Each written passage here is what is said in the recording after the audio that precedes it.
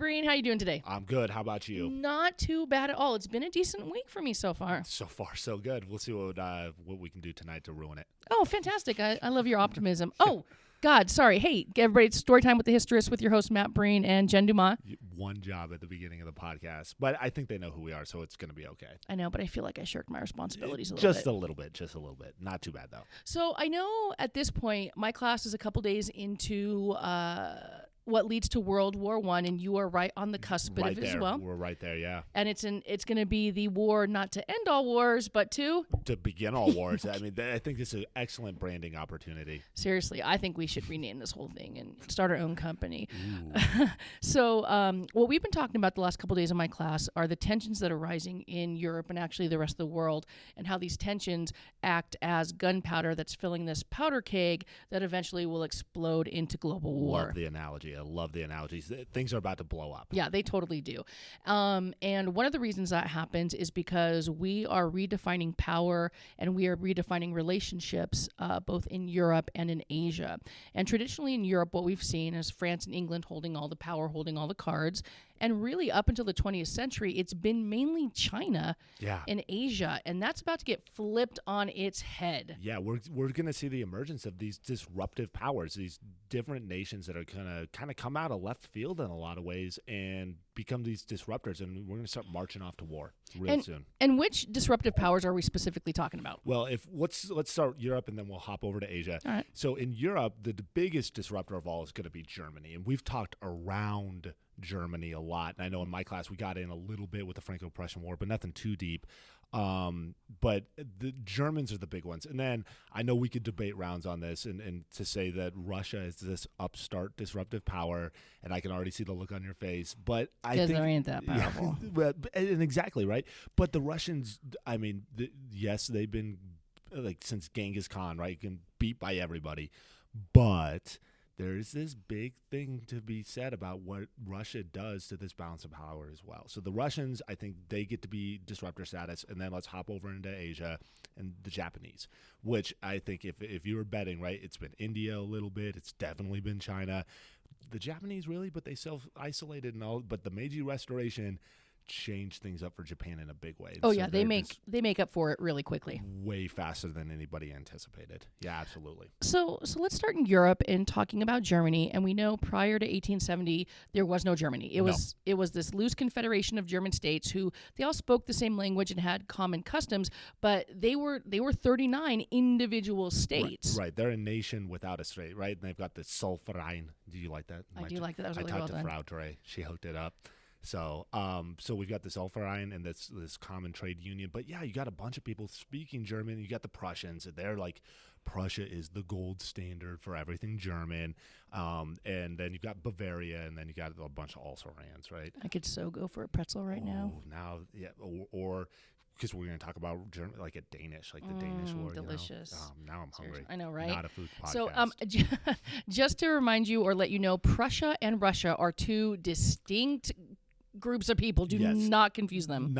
They're not even close culturally. Like you've got the Germanic people, and they have this Prussian state, and then you got the Russians, but they're Slavs, and that matters when we talk about World War I. Oh, it's going to matter big time. Yeah. Okay, so Germany actually unifies in 1871. It becomes its own state, and that was spearheaded by Otto von Bismarck and the Prussian people, right. And it really does throw the power balance off in Europe because we haven't had to really worry about anything other than German or French attitudes. And not German, English and French attitudes. And they fought each other a lot. But in the end, they traditionally balance each other. Now, all of a sudden, we've got this upstart Germany who industrializes unbelievably quick. Right, yeah, they wrench away the Alsace-Lorraine from the French, and they get the Ruhr Valley, and they become this like massively disruptive power.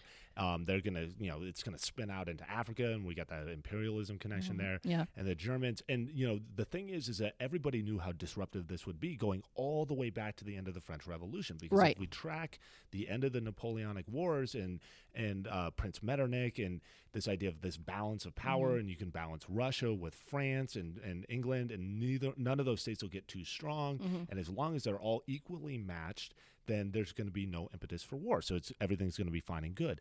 But as soon as Bismarck wills the German state into existence in a lot of ways, and then they in the Franco-Prussian War, the Prussians destroy the French in 1 month. What had been the greatest land army in Europe is totally destroyed twice, and then the French and everybody else are like, all right, the Germans are here to stay, and that's a big problem. Right, and why, we saw with the Congress of Vienna and after the French Revolution, Russia really did balance the French and the English, so it's the West versus the East balance, but now you got someone in the center, right? And now we don't know what to do, because is it Germany, France, and England against Russia? And in that case, that's not going to work because the West is way more powerful than the East. And if you put Germany with Russia, they're more powerful than the West if that happens. And so there can be no power balance once Germany enters the equation. And that's initially that's what Bismarck wants. Bismarck wants to team up with the Russians because if you're Germany, you're already surrounded, right? If there's any sort of battle, you need allies. And so Bismarck's like, yeah, let's totally get the Russians on our side. But then that totally freaks out the French. And so the French do something that historically the French never would have done, which is to team up with the English. Right, because they normally hate the English. For 1,000 years, they've been battling each other, but now they're teammates. And then you've got places like Belgium, and then you've got Austria-Hungary, and then you've got also lands like Spain, and all these other people, and everybody's going to start teaming up with everybody else. And now you've got the seeds of chaos spread. And this is exactly what Metternich didn't want to have happen. Because now that the power balance is gone, it's going to have to shift one way or the other, and that's traditionally going to be done through warfare. And so as soon as we hit 1871 and we've got the Treaty of Frankfurt and that war ends, we are on our way towards World War I. All right, so Europe is completely disrupted with the creation of Germany. Congratulations, Germany. Way to go. Way to go, guys. Good job. So let's move a little bit farther east, and let's talk about Russia, because you talk about it being a disruptive state, and I think it's not because of the epic level failures that it has now. So for our understanding, you talked about, going back to the Mongols, Russia has been traditionally weak and backwards and just has not kept up with the rest of Europe or even the rest of Asia. And that is no more apparent than the 1904 Russo-Japanese War. Right. And so if you look at it just from the outcome of the Russo-Japanese War, then Russia's not a disruptor. They continue just to be this country that gets beat up on by everybody else. I believe the term you're looking for is they suck. Yeah, okay, fine. But disruption doesn't mean victory on the battlefield or victory anywhere else, because when we get to World War I, we will see Russia as this disorganized, chaotic mess. They're going to suck again. Right, but starting really with the Crimean War, and we don't need to get into the history of this, the Russians start to understand that they need to reform, they need to strengthen, and so what starts to happen in Russia in the mid part of the 19th century is they start to organize a central state, they start to go through industrial reforms, they get rid of serfdom, they start to become more of a power.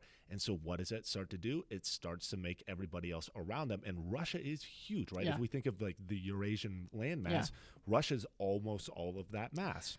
So are you saying that even though Russia's not successful, which they will not be for a substantial period of time, simply the fact that they are centralizing and industrializing and organizing causes other nations to be just a little bit tense? Absolutely, absolutely. And then eventually when Kaiser Wilhelm II, and again, we don't need to get super into the details, but Wilhelm II on the eve of the First World War is going to cut ties with Russia, and France is like, yes, let's get them on our side.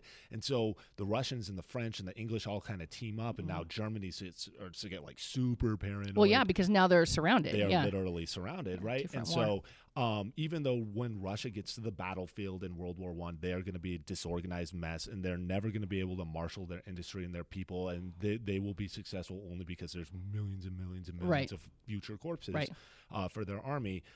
It's still a disruptive set of affairs. Gotcha. And when the Japanese want to push out and start to take over some territory and they fight the Russians, like you were talking about in this Russo-Japanese War, it provides a breeding ground for military theory, and so that provides another layer of disruption. So tell us about this Russo-Japanese War. Yeah, so we know that because it acts as an impetus for Russia, and it acts as a catalyst for Japan. So we know that Japan does the Meiji Restoration in the 1880s because they are terrified of becoming like China, and rightfully so. So instead of being like China fighting against the westernized forces, they actually adopt them, and so they really modernize and industrialize so quickly, like unheard of in history. Right. And that's because, they were able to, galvanize everybody behind their cause. So by the beginning of the 20th century, Japan wants to test their military out. They want to see how successful they've been. And so in the 1890s, they do the Japanese Sino War. Sino-Japanese War. Sino-Japanese War. And they're very successful. But in all fairness, that's against China. And they're in a train wreck right now. Yeah. So then they decide, let's take it up a notch and let's see if we can defeat Russia, which they do in the 1904 Russo-Japanese War. And they crush Russia. It's not even close. That's an upset. Yeah, nobody expected little Japan to be able to take down Russia because Russia had tried to industrialize up until that point.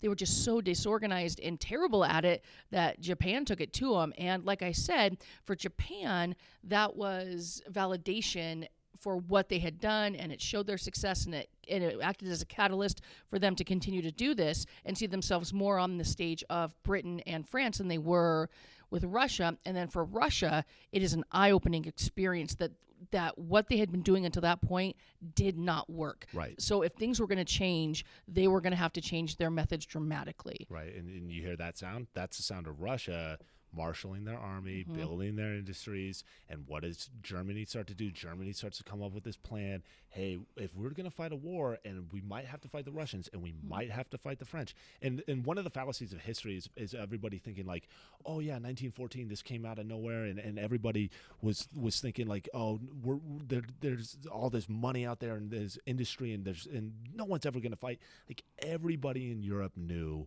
a war was coming, and they knew a war was coming after 1871. This was something people were preparing for. And so starting in the 1890s, 1880s even, we see the Germans coming up with this plan, this huge knockout blow that they're going to take over France in 6 weeks. They're going to turn this massive army east. They're going to march at blitz speed across Germany. They're going to smash into Russia. Yeah. And that was supposed to be like their plan. This is going to be we'll get to World War I, and we'll see this sort of thing. But again, Russia becomes this disruptor. And inside of that Russo-Japanese War, what do we start to see? We see an industrialized country fight another industrialized country with machine guns and modern artillery and repeating rifles. And so everybody starts to update their battle plans because there's this realization that for the first time in human history that to win a war means you're going to have to fight a sustained campaign with modern weapons, and the casualties and everything else are going to be massive. And this sets the stage. This is what makes the 20th century the bloodiest century in human history. Right, and I think the idea of disruption really does work because Germany became the disrupting, like we said, power in Europe, and they're disrupting because they're hell-bent on convincing France and England they are just as good as them. And then Russia becomes a disruptive force because of what happens in the Russo-Japanese War, and they realize they've got to modernize much more quickly and much more effectively, which then scares the rest of Europe going, good God, what's Russia going to do? And especially scares Germany, right?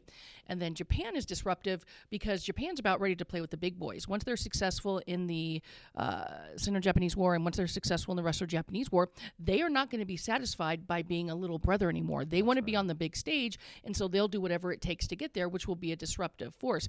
But I like the point that you bring up is I don't think it's surprised anyone at the beginning of the 20th century that there was going to be a big war. I don't think they thought it was going to be as destructive as it was. No. But I think everybody was itching for a fight. Russia wants to prove itself after the loss of the Russo-Japanese War. Japan wants to prove itself to England and France. Germany wants to prove itself and say, hey, whatever it's going to take to get you guys to take us seriously, we're going to do. Germany's on the precipice, right? Yeah, they're right there in terms of becoming the preeminent world power. Right. They're pushing on the English. They're working on their navy. Yeah, no, I think that's 100% right. Everybody has something to prove. I think what catches everybody off by surprise, two things. One, the issue of this isn't going to be 19th century warfare because the European powers, I know we talked about the Franco-Prussian War and we talked about the Crimean War, but these are just dust-ups in a lot of ways. Since Napoleon marches into Russia, Europe hasn't experienced warfare. So it's going to be 100 years by the time we get to World War I.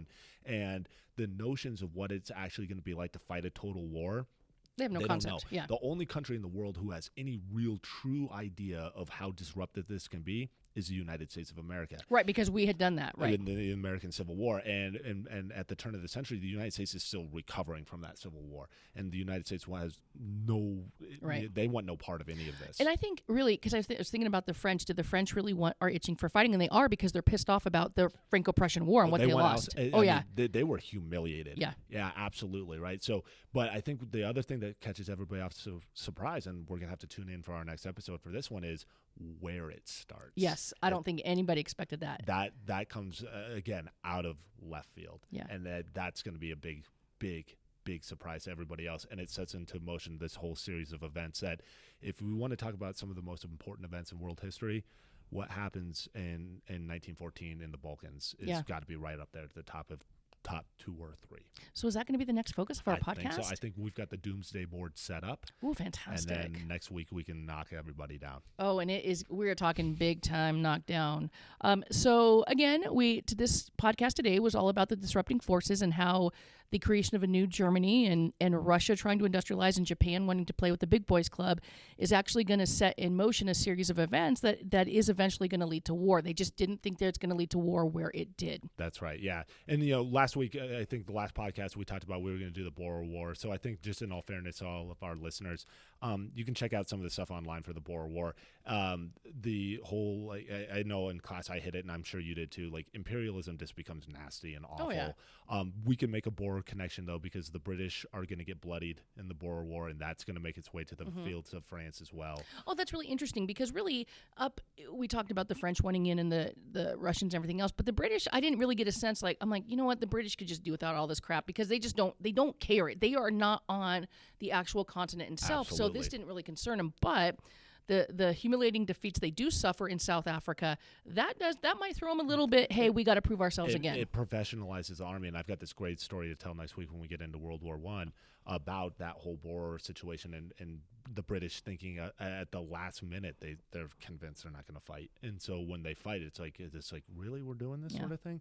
But if you need more information, check out. I know I've got some stuff up on my website. I'm sure you do too, for the Boer War. I know we said we'd touch on it, but at the end of the day, there's only so many imperial awful stories you can tell before you just want to go in the corner and cry. Right, and I think we have so many more imperial awful stories to talk about after World War I. I don't want to throw everything away right off the bat. Let's save a little for later. For our listeners' sake, for our sake, for our mental health's sake. I don't want to read any more of that stuff. It's too it's just so damn depressing. All right, well, thanks again for listening this time. Again, I'm Jen Dumas with my co-host Matt Perrine, and we look forward to seeing you next time. All right.